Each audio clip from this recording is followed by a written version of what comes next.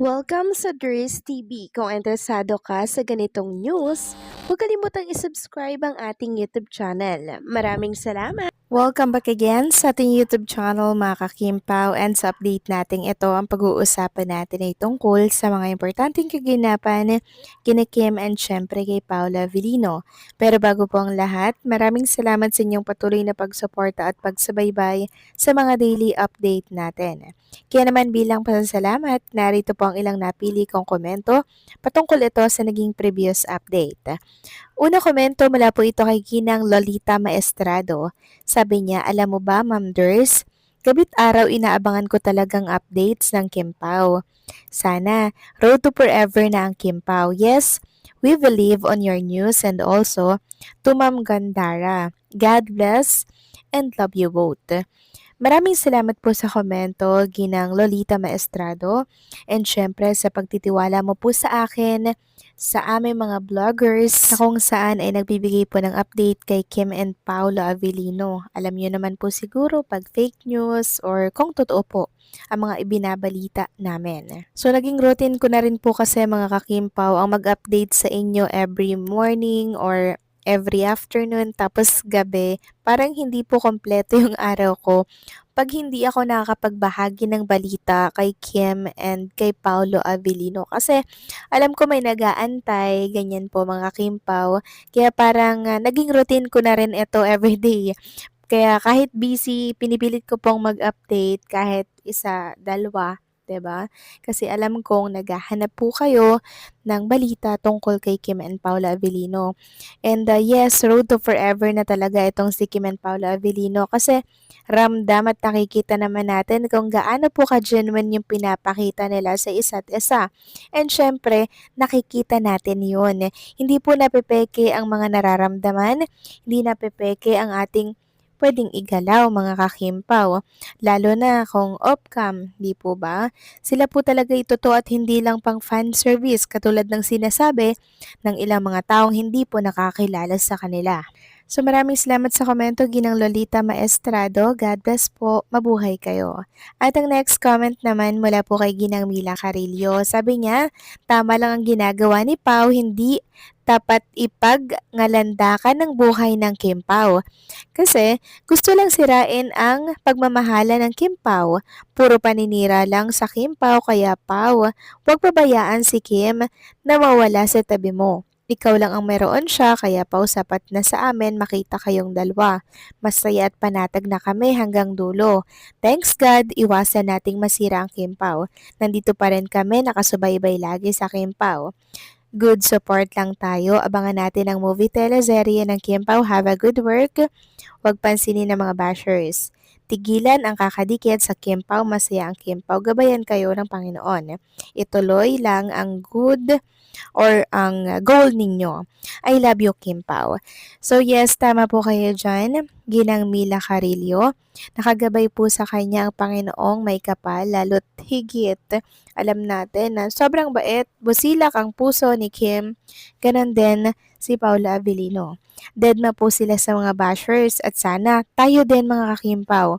Deadmahin natin kung alam natin sa sarili ang katotohanan. Dahil sabi nga po 'di ba, ang maniwala sa sabi-sabi walang bait po sa sarili. Kaya huwag kayong maniniwala sa mga hearsays, lalo na kung alam natin ang katotohanan sa kanilang dalawa. Protektahan po natin si Kim and Paula Avellino sa mga bashers, okay? So maraming salamat sa komento, Ginang Mila Carillo. God bless and mabuhay kayo. So ito na nga, pag-usapan na natin ang mga balita po na nakalap natin sa araw na to ng Friday. Thanks God, it's Friday, no? At unahin na nga nating pag-usapan ng pagbati po ng good morning ni Chinita Princess dito sa X. Kasabay niyan, ang isang short video na kung saan super pretty talaga ng isang Chinita Princess mga kakimpaw. Kung ganito ba naman ang babati ng good morning sa'yo mga kakimpaw, baka matulala ka, hindi po ba? Matulala na may kasamang ngiti sa ating mga labi. Samantalang eto pa ang good news mga kakimpaw. Meron tayong nabasa mula po sa page ni si Kikay. Shinare ito sa isang community po ng Kim Pao. So sabi dito, inamin na ni Jay Cuenca May ikinasal nga sa Paris. Totoo pala ang chika, civil wedding ang naganap daw. So daw mga kakimpaw, ibig sabihin ng daw, parang hindi siya sure dito mga kakimpaw, no? Sabi kasi dito, ayaw nyo kasing maniwala, kinasal na sa Paris, civil lang muna kasi sa Pinas ang church. I hope naliwanagan na ang lahat. Abay, maganda to ha, kung totoo man nga to mga kakimpaw. Kaso nyo, sabi dyan, daw, gusto ko kasi yung sure, yung walang daw mga kakimpaw para lahat masaya. Tapos sabi dito, totoo ang naganap na civil wedding sa Paris. Siyempre, sumunod ako dun itigil nyo na paninira kay Pao, si Kim ang pinakasalan na. So, pwedeng mangyari talaga to mga kakimpaw sa ibang bansa, tapos dito sa simbahan yung kasal dito sa Pilipinas pala, I mean, kasi formal yun mga kakimpaw, no?